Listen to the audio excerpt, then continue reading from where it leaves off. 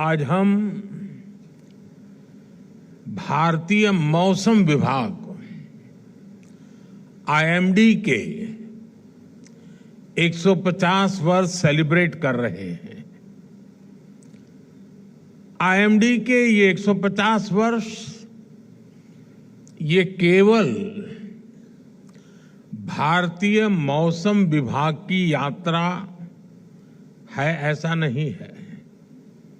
ये हमारे भारत में आधुनिक साइंस और टेक्नोलॉजी की भी एक गौरवशाली यात्रा है।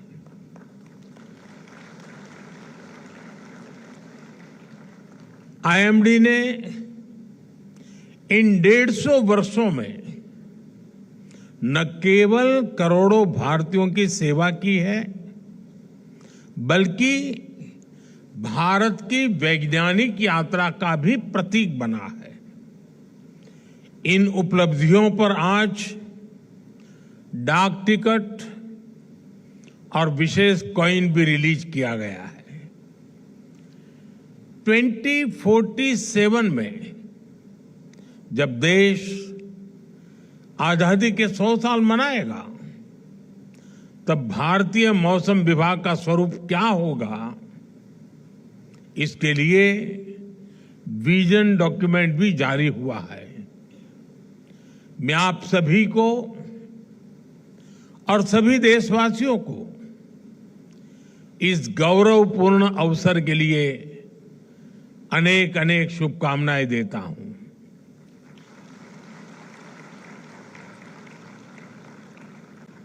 आईएमडी ने 150 वर्षों की इस यात्रा से युवाओं को जोड़ने के लिए नेशनल मीटियोलॉजिकल ओलंपियाड का आयोजन भी किया था।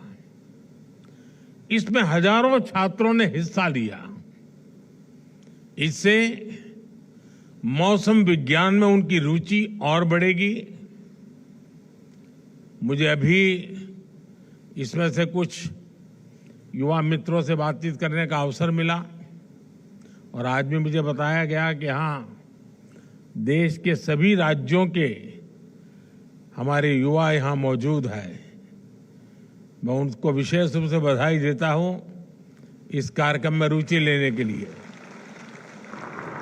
इन सभी प्रतिभागी युवाओं और विजेता छात्रों को भी बहुत बहुत बधाई।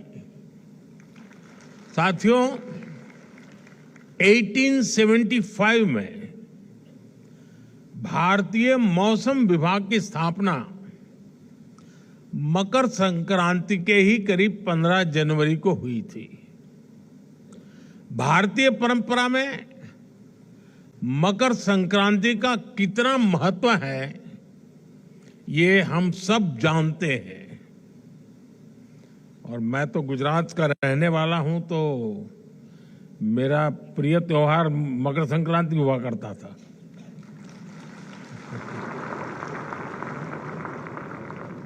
क्योंकि आज गुजरात के लोग सब छत पर ही होते हैं और पूरा दिन पतंग का मजा लेते हैं। मैं भी कभी जब वहां रहता था तो बड़ा शौक था मेरा, खैर आज आपके बीच में हूं। साथियों, आज सूर्य धनु से मकर राशि में कैप्रिकॉर्न में प्रवेश करते हैं। सूर्य धीरे धीरे उत्तर की ओर नॉर्थवर्ड शिफ्ट होता है। हमारे यहां भारतीय परंपरा में इसे उत्तरायण कहा जाता है। नॉर्दर्न हेमिस्फीयर में हम धीरे धीरे बढ़ती हुई सनलाइट को महसूस करने लगते हैं। खेतीबाड़ी के लिए, फार्मिंग के लिए तैयारियां शुरू हो जाती हैं और इसलिए ये दिन भारतीय परंपरा में इतना अहम माना गया है। उत्तर से दक्षिण, पूरब से पश्चिम, भिन्न भिन्न सांस्कृतिक रंगों में इसे सेलिब्रेट किया जाता है। मैं इस अवसर पर सभी देशवासियों को मकर संक्रांति के साथ जुड़े अनेक विविध पर्वों की भी बहुत बहुत बधाई देता हूं। साथियों, किसी भी देश के वैज्ञानिक संस्थानों की प्रगति साइंस के प्रति उसकी जागरूकता को दिखाती है। वैज्ञानिक संस्थाओं में रिसर्च और इनोवेशन नए भारत के टेम्परामेंट का हिस्सा है। इसलिए पिछले 10 वर्षों में आईएमडी के इंफ्रास्ट्रक्चर और टेक्नोलॉजी का भी अभूतपूर्व विस्तार हुआ है। Doppler weather radar, automatic weather stations, runway weather monitoring systems, district wise rainfall monitoring stations, ऐसे अनेक आधुनिक इंफ्रास्ट्रक्चर की संख्या में कई गुना का इजाफा हुआ है। इन्हें अपग्रेड भी किया गया है। और अभी डॉक्टर जितेंद्र सिंह जी ने आंकड़ों में भी आपको बताया कि पहले कहां थे, आज कहां पहुंचे हैं।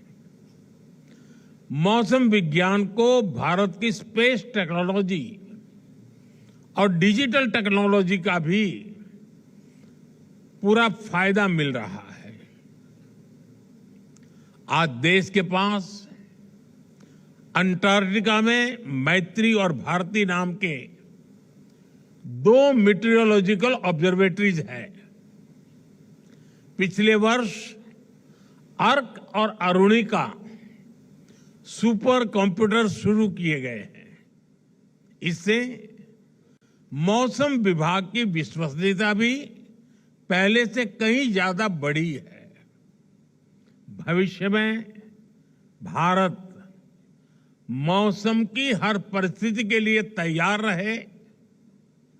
भारत एक क्लाइमेट स्मार्ट राष्ट्र बने, इसके लिए हमने मिशन मौसम भी लॉन्च किया है। मिशन मौसम सस्टेनेबल फ्यूचर और फ्यूचर रेडीनेस को लेकर भारत की प्रतिबद्धता का भी प्रतीक है। साथियों, साइंस की प्रासंगिकता केवल नई ऊंचाइयों को छूने में नहीं है। विज्ञान तभी प्रासंगिक होता है जब वो सामान्य से सामान्य मानवी के जीवन का और उसके जीवन में बेहतरी का, ईज ऑफ लिविंग का माध्यम बने। भारत का मौसम विभाग इसी कसौटी पर आगे है। मौसम की जानकारी सटीक हो और वो हर व्यक्ति तक पहुंचे भी। भारत में इसके लिए आईएमडी ने विशेष अभियान चलाए। अर्ली वार्निंग फॉर ऑल सुविधा की पहुंच आज देश की 90% से ज्यादा आबादी तक हो रही है। कोई भी व्यक्ति किसी भी समय पिछले 10 दिन और आने वाले 10 दिन के मौसम की जानकारी ले सकता है। मौसम से जुड़ी भविष्यवाणी सीधे व्हाट्सएप पर भी पहुंच जाती है। हमने मेघदूत मोबाइल ऐप जैसी सेवाएं लॉन्च की, जहां देश की सभी स्थानीय भाषाओं में जानकारी उपलब्ध होती है। अब इसका असर देखिए। 10 साल पहले तक देश के केवल 10% किसान और पशुपालक मौसम संबंधी सुझावों का इस्तेमाल कर पाते थे।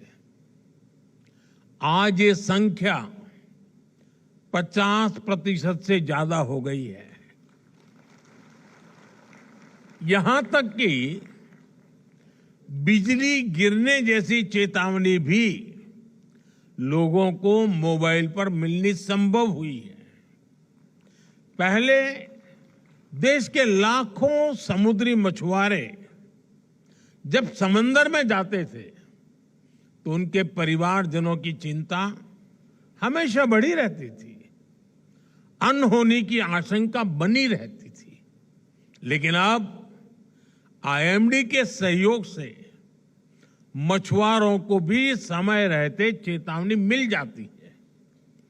इन रियल टाइम अपडेट से लोगों की सुरक्षा भी हो रही है, साथ ही एग्रीकल्चर और ब्लू इकोनॉमी जैसे सेक्टर्स को ताकत भी मिल रही है।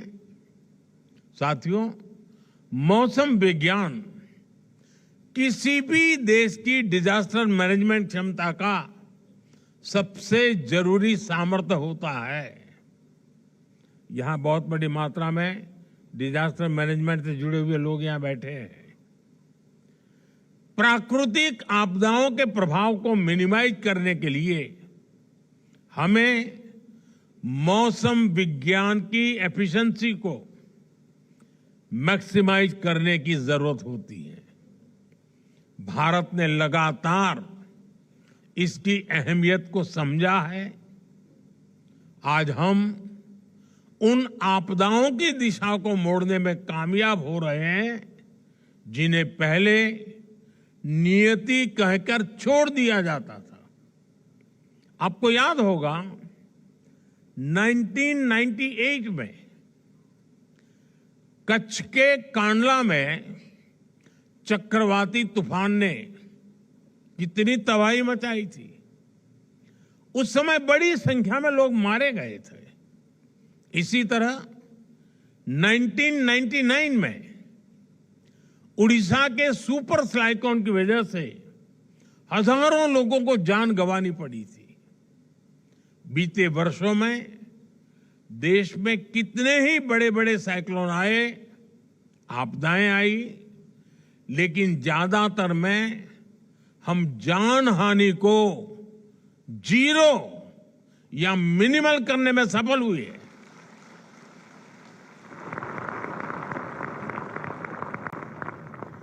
इन सफलताओं में मौसम विभाग की बहुत बड़ी भूमिका है।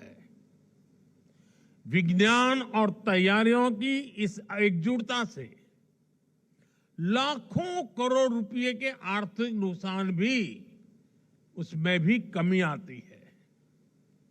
इससे देश की अर्थव्यवस्था में एक रेजिलियंस पैदा होता है, इन्वेस्टर्स का भरोसा भी बढ़ता है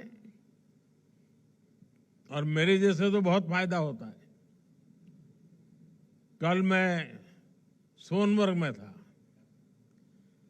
पहले वो कार्यक्रम जल्दी बना था, लेकिन मौसम विभाग की सारी जानकारियों से पता चला कि मेरे लिए वो समय उचित नहीं है। फिर मौसम विभाग ने मुझे बताया साहब 13 तारीख ठीक है।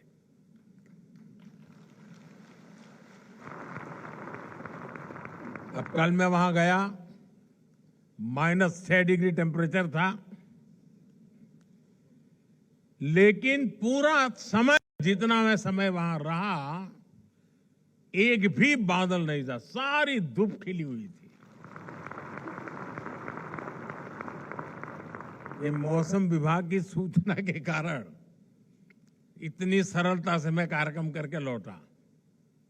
साथियों, साइंस के क्षेत्र में प्रगति और उसके पूरे पोटेंशियल का इस्तेमाल ये किसी भी देश की ग्लोबल इमेज का सबसे बड़ा आधार होते हैं। आज आप देखिए, हमारी मीटियोलॉजिकल एडवांसमेंट के चलते हमारी डिजास्टर मैनेजमेंट कैपेसिटी बिल्ड हुई है। इसका लाभ पूरे विश्व को मिल रहा है। आज हमारा flash flood guidance system Nepal, Bhutan, Bangladesh और श्रीलंका को भी सूचनाएं दे रहा है। हमारे पड़ोस में कहीं कोई आपदा आती है तो भारत सबसे पहले मदद के लिए उपस्थित होता है। इससे विश्व में भारत को लेकर भरोसा भी बढ़ा है। दुनिया में विश्व बंधु के रूप में भारत की छवि और मजबूत हुई है। इसके लिए मैं आईएमडी के वैज्ञानिकों की विशेष तौर पर सराहना करता हूं। साथियों, आज आईएमडी के 150 वर्ष पर मैं मौसम विज्ञान को लेकर भारत के हजारों वर्षों के अनुभव, उसकी विशेषज्ञता की भी चर्चा करूंगा। विशेष तौर पर, और मैं ये साफ करूंगा कि 150 साल ये स्ट्रक्चरल व्यवस्था के हुए हैं, लेकिन उसके पहले भी हमारे पास ज्ञान भी था और इसकी परंपरा भी थी। विशेष तौर पर हमारे जो अंतर्राष्ट्रीय अतिथि हैं, उन्हें इस बारे में जानना बहुत दिलचस्प रहेगा। आप जानते हैं, ह्यूमन इवोल्यूशन में हम जिन फैक्टर्स का सबसे ज्यादा प्रभाव देखते हैं, उनमें से मौसम भी एक प्राइमरी फैक्टर है। दुनिया के हर भूभाग में इंसानों ने मौसम और वातावरण को जानने समझने की लगातार कोशिश की है। इस दिशा में भारत एक ऐसा देश है जहां हजारों वर्ष पूर्व भी मौसम विज्ञान के क्षेत्र में व्यवस्थित स्टडी और रिसर्च हुई। हमारे यहां पारंपरिक ज्ञान को लिपिबद्ध किया गया, रिफाइन किया गया।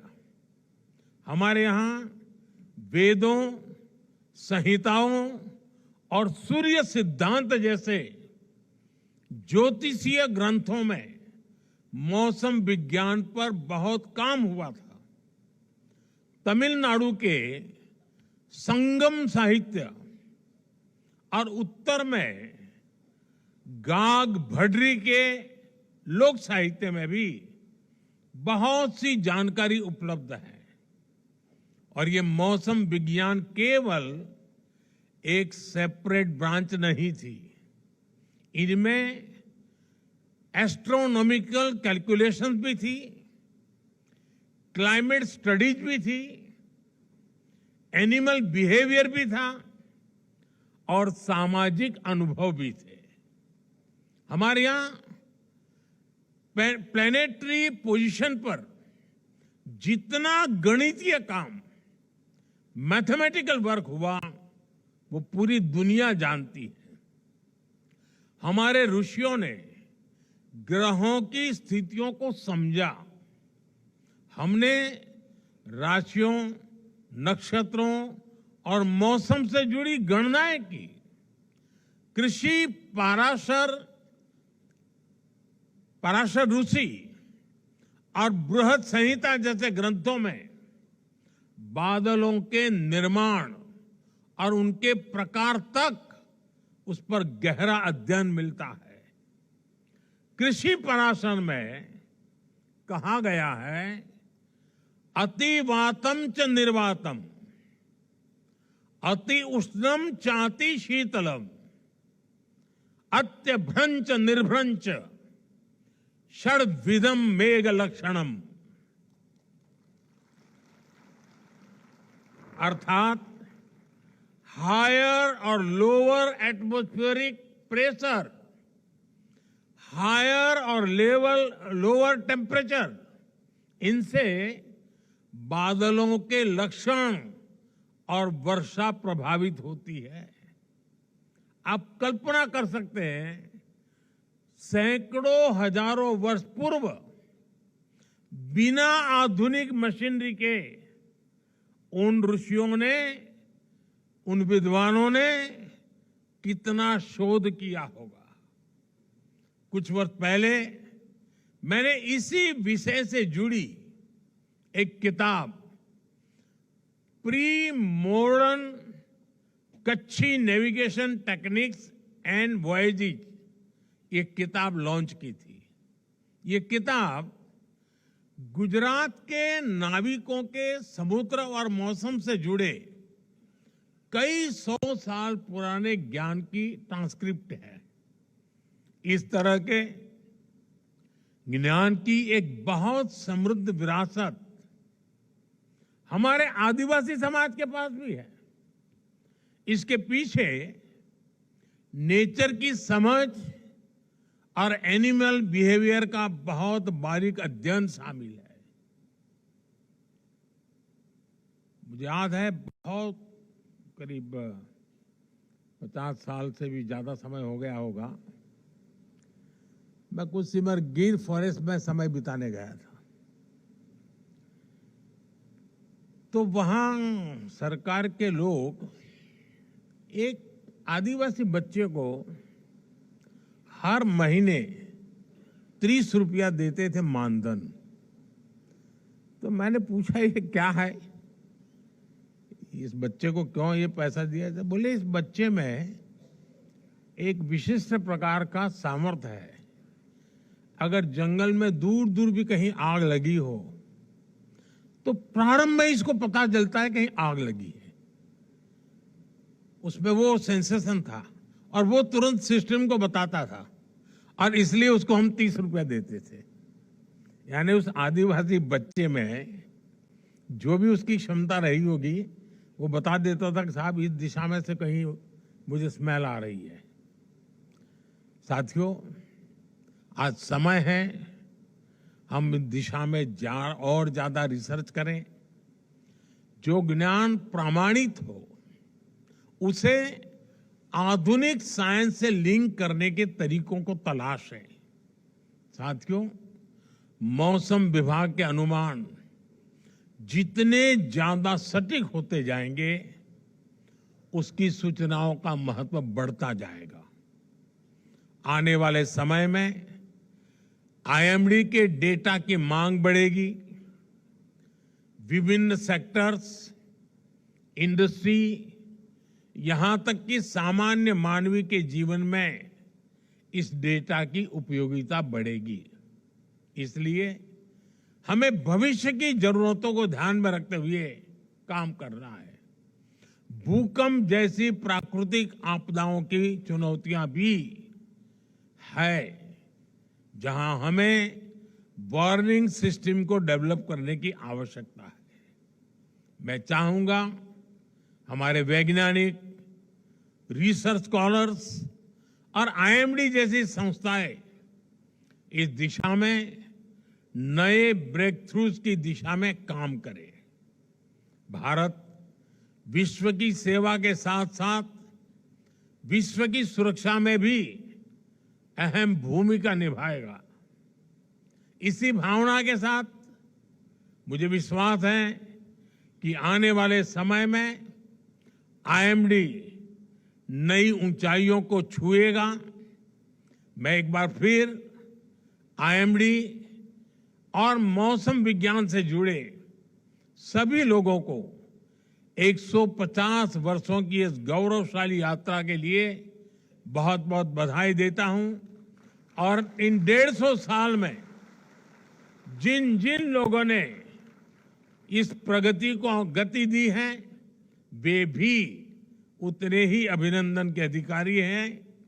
मैं उनका भी जो हयात है उनका अभिनंदन करता हूं, जो हमारे बीच नहीं है उनका पुण्य स्मरण करता हूं। गर्मियों की छुट्टी होने वाली थी, मेरे पापा आने वाले थे, तो हम लोग सभी खुश थे। तो मैं एक बेड पे चढ़ के डांस कर रहा था, लेकिन वो पहले ही आ गए। फ्रीज।